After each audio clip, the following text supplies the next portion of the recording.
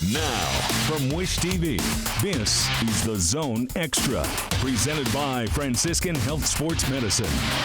Coming up tonight, it's another busy week of spring sports action. In the Coach's Corner, meet the man leading a top-class 1A boys lacrosse program. Plus, our athlete of the week is one of the top high school baseball players in the nation. This year, it's like that good pressure where you just kind of go out there, you got to do your thing each and every game, and you have the ability and you know that you're going to do it. We're dancing our way into an all-new Zone Extra right now. Good evening and welcome to the Zone Extra. I'm Andrew Chernoff. What a great week of high school sports action that we have for you. In the Coach's Corner, his team is one of the best in Class 1A this season. For Buff Boys lacrosse coach Tim Clark joins me here in studio for a conversation. Plus, our athlete of the week could be one of the top picks in the Major League Baseball draft this summer. Meet Franklin Community senior Max Clark. And our top play of the week comes from Heritage Christian senior and future Purdue Boilermaker Miles Colvin. Now let's take a look at this week in high school sports. Last week, second-ranked Center Grove opened its softball season at home, taking on Johnson County rival Whiteland. Bottom two, Trojans lay down the bunt right here, but Whiteland throws the ball away and down the right field line. A pair of runs score right there.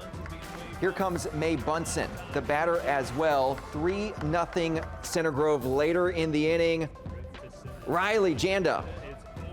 That is back there, one hop off the wall in center field. That plates two more runs. Janda in the third with a triple. She slides in safely.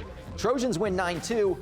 A couple more wins later in the week improves Center Grove to 3-0 on the young season. Here's a look at this week's softball coaches poll in Class 4A. Ron Colley is number one. Center Grove, here are the Trojans at number two. Bedford North Lawrence is third, followed by New Pal, and Lake Central is in fifth. Meanwhile, in baseball, last week, the season kicked off across the state with several teams eager to get their campaigns underway. In mid-state action Monday evening, it was Martinsville hosting Mooresville. Bottom of the third in this one, tied at 1. Not anymore. Ian Knuckles to deep center, and that is bye-bye. A 2-run shot, and Martinsville takes a 3-1 lead. That score holds until the top of the sixth when Mooresville rallies. Levi Dorn to straightaway center field. Man, it's like a magnet out there. A 3-run homer gives the Pioneers the lead. They go on to win it by the final of 8-3. Here's a look at the coaches' preseason poll in Class 4A. Penn, number 1. Lake Central, number 2. Center Grove up there as well, number 3. And then you have Fishers and Zionsville, who are 4th and 5th, respectively. In girls lacrosse last week, Fishers hosted Heritage Christian. First half of this thing, Eagles looking good. Riley Cornwell finds the back of the net. Heritage Christian leads 4-1. Later in the half, it's Cornwell again. Nice move right there in the goal. Heritage Christian wins it 17-6. Meanwhile, in wrestling, last week the IHSA announced that the 2024 state finals will move to Ford Center in Evansville. The relocation out of Gainbridge Fieldhouse next year is due to the NBA All-Star Game taking place in that venue that weekend. It marks the first time that Evansville will host an IHSAA state finals event in any sport. Since the Ford Center opened in 2011, it has hosted the Evansville Wrestling Semi-State 11 times. Next year's state finals will take place February 16th and 17th. Well, boys volleyball is a sport that is noticeably growing, so much so that this spring the sport is an official IHSAA emerging sport for the first time. It's another symbol that boys volleyball is taking off and may very well become an IHSAA recognized sport down the road. It's super exciting. We are seeing more teams participating. We are seeing more people in the gym. It's easy to see the growth of high school boys volleyball across the state, and it can be seen firsthand at Fishers. But really has been heavily concentrated in the Indy metro area, one team in Lafayette, a few in the Northwest. And in the last 5 years, we had a handful, 5 or 6 out of the Southeast outside of Louisville. But now we're starting to see teams all throughout the state. When I first started, you could tell it was a really small sport. There really wasn't a whole lot of people at my school who knew about it. And then especially this season, I've seen a lot more of my friends and even like the spirit leaders at our school show up at the games. Senior Zach Lewis started playing volleyball in 8th grade, but started getting serious about the sport his freshman year. Last year was the first year we had cuts for our tryouts, so it was really awesome to see a lot of the more guys I know come out. The IHSAA is realizing how many kids are now playing the sport. That's why boys volleyball is now an official emerging sport, along with girls wrestling. Because of that designation, the IHSAA provides rule books and conducts coaches meetings for both sports. It also means boys volleyball is subject to all IHSAA rules and policies. A lot of the credit goes to Coach Rona Lau, retired from Cathedral. She has been the liaison with IHSAA for years and years, trying to get us to this stage that we're at now. The goal for boys volleyball going forward is to become an official IHSAA sport. And to do so, 50% of the membership must be participating in the sport. Year one, amazing. We need to make sure these programs are welcoming to the family of boys high school volleyball, and that we get more programs to join. But yeah, we're great progress in year one. Great progress indeed. Time for a break, but we have much more ahead on the Zone Extra. Up next, it's the Coach's Corner. There he is. His Braves are ranked the second-ranked team in Class 1A. Brebeuf boys lacrosse coach Tim Clark is here in studio. And still ahead, he's the #1 ranked high school baseball senior in the country and could be one of the top picks in this summer's Major League Baseball draft. We'll introduce you to our Athlete of the Week from Franklin High School. This is the Zone Extra, presented by Franciscan Health Sports Medicine. The Coach's Corner, presented by Bailey & Wood Mortgage Lender. Welcome back to the Zone Extra. Time now for our Coach's Corner. His team is off to a nice start to the season, currently ranked #2 in Class 1A. Brebeuf boys lacrosse head coach Tim Clark joins us now. And Tim, thanks for being here. Thank you for asking me to be here. How would you assess the start of this season? We've had a real good start. All of the games we've played are 2A teams, so bigger divisions, and to come out 2-1, I'll take it. Always a good way to start. You know, you play those competitive teams. What do you like about your group? This is a great group of guys. Number one, it's a large group that from more than what we are used to. We have 40 players, and it's about, we always talk about building family, you know, becoming a family, becoming, you know, trusting your teammate, and these guys are getting there. They're doing it. That whole trusting the family, where does that come from? Is that just the most important thing you think to make a program successful? Oh, I think so. Any program, any sport.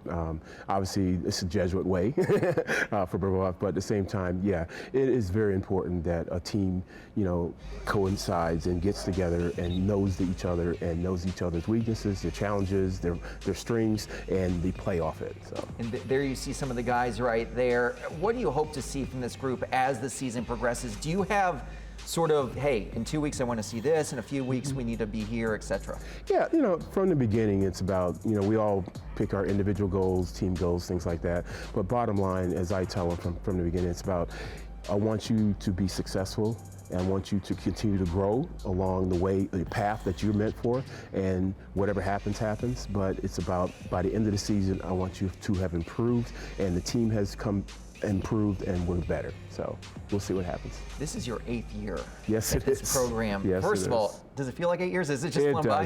It doesn't, yeah. I've actually coached, good Lord, about over 35 years, and I've used to be a head college coach at the collegiate level, and so I've coached at every level, but 8 years at Brebeuf, it's been a blur. It just keeps going. What has made it so special for you? It's, you know what, Brebeuf welcomed me in, and they have provided me with all the resources I need. They treat, even though we're not an IHSA sport, we're not a sanctioned sport, we're treated as a varsity sport.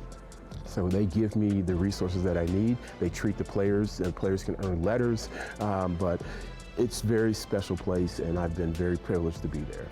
Because of so much experience in coaching, what got you into coaching? Oh my goodness, giving back. Honestly, you know, I've been fortunate. I didn't start playing lacrosse until I was a junior in high school. I grew up in Syracuse, New York, and lacrosse country up there. Just a little bit. Yep. Just a little bit. My first year ever playing it, our team won the New York State High School Championship. I was hooked. So all of a sudden, I was a football kid. I was a football player, and all of a sudden, I'm getting letters about lacrosse. I ended up attending Hobart College, which at the time was Division III, and they were winning national championships. So I ended up playing on 4 NCAA national championship teams. So I was hooked. That would be a resume booster and also get you hooked for that. Yes. Just coming from that background with knowing how big lacrosse was up there, you're starting to see it here. Yes. Do you notice just how quickly this sport is growing here? Oh, I have. You know, when we first moved here back in '99, I started a program at St. Richard's School, and we started a program for the boys there, and there were I would say maybe 10 high school teams playing in the state. Now there's 55. So it's come a long way in a very short period of time. Lacrosse is one of those sports, you know, you get a kid, just give them a stick and, you know, something to pass around and see the joy and excitement that can come from it. They get hooked very easily. So I want to take a look at the upcoming schedule for the Braves. What do you see over the next few weeks?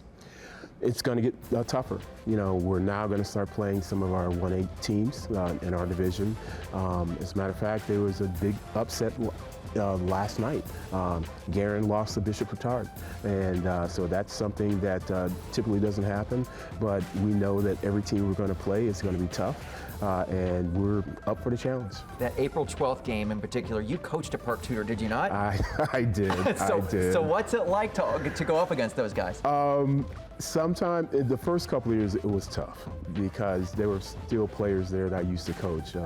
Now I don't know those players, but at the same time, I know the program, I know the school and the administrators and things like that. So it's kind of like a homecoming, especially when we play there. But at the same time, it's a competition. So I want my team to win.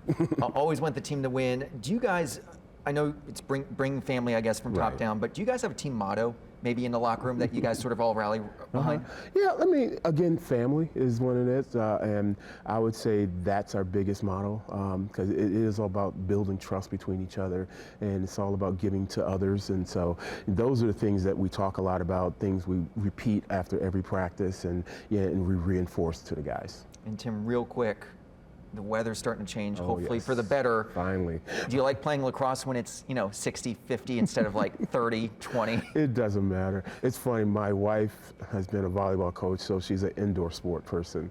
And so I'm an outdoor. I can play in anything, and I try to convince my guys that it doesn't matter, guys. As long as it's not thunder and lightning, we're playing. It's all about the mentality, exactly. For sure. Hey, Tim, appreciate the time. Thanks for being here. Best luck the rest of the way. Thank you very much. Still ahead on the Zone Extra, it's our Athlete of the Week. One of the best baseball prospects in the country is from Johnson County. Up next, we connect with Franklin Community's Max Clark. Plus, it was a special week at the Final Four for a pair of guys who played high school hoops in the state. Still ahead, what Dusty May and Nigel Pack had to say in Houston. This is the Zone Extra, presented by Franciscan Health Sports Medicine. Welcome back to the Zone Extra. Later this summer, our Athlete of the Week could hear his name called near or even at the very top of the Major League Baseball draft. Our Phil Sanchez has more with Franklin Community High School senior outfielder Max Clark. Honestly, it's that good type of pressure. We were talking about earlier. I've been in some really big tournaments, some big showcases, things where it just feels like the entire scouting industry is right on your back. But this year, it's like that good pressure where you just kind of go out there, you got to do your thing each and every game, and you have the ability and that you're going to do it. That's kind of where I am right now. So I'm super excited for this season, and that's kind of helped put that pressure aside. And then obviously, I'm supported by a lot of good people, not even here, but just in my state, in the country. So I'm feeling love, feeling a lot of support right now, and that's been helping me get through a lot.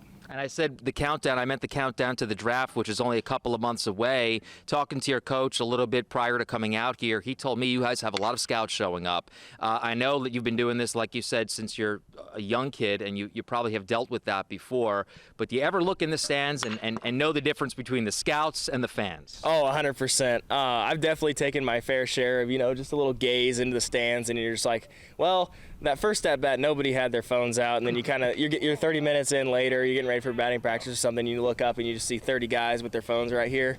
That's when you know you're like, okay, like let's go, hypertension locked in. But yeah, no, it's awesome. Like it's good. It's a good feeling, to be completely honest. It's nice to see all the guys coming out, and not only like I feel like it's also helping our team too. Like they're all locked in because they know like this is a big year, not just for me but for our team. So it's gonna be a great spring.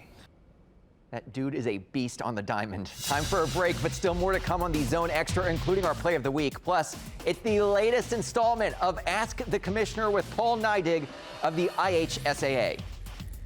This is the Zone Extra, presented by Franciscan Health Sports Medicine.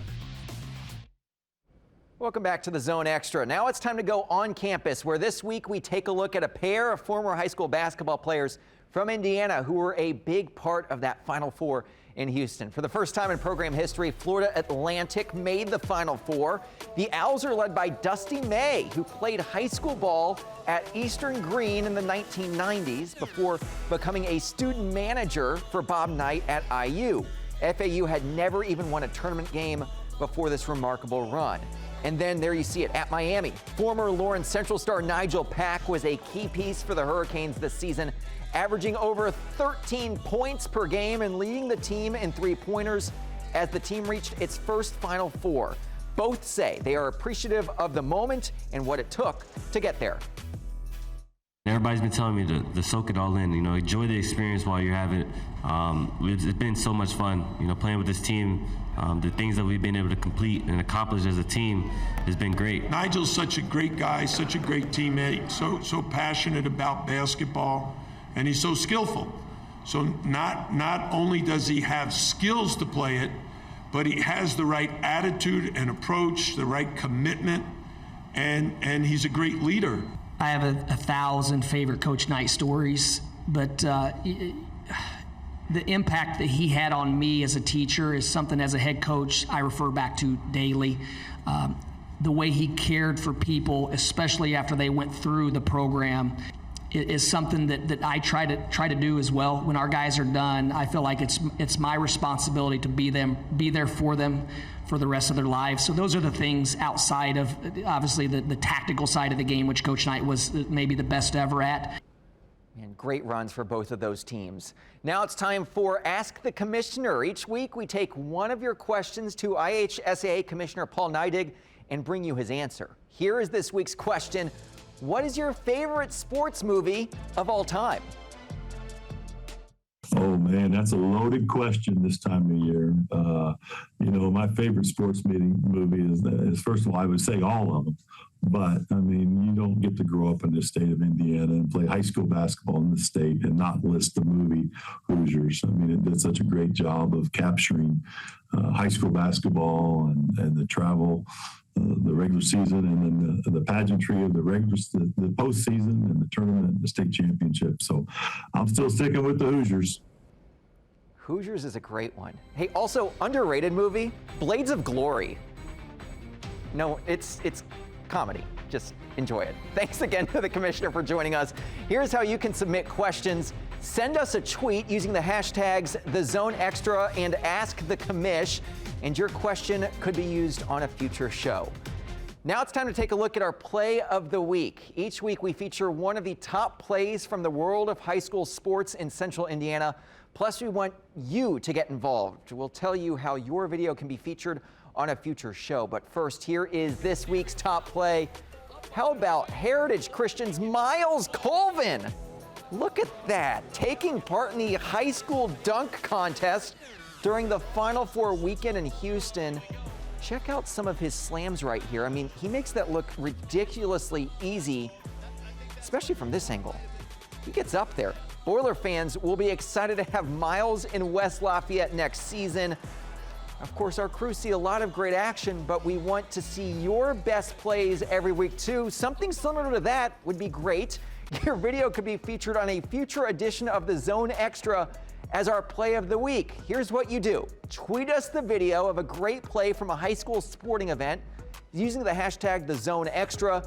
Then tune in on Thursday night to see if your submission becomes our play of the week. Always some good options. That's going to do it for us tonight on The Zone Extra. Thank you so much for watching.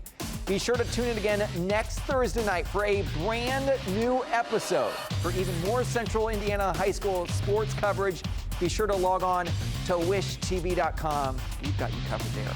Have a great night. We'll see you back on The Zone Extra on Thursday.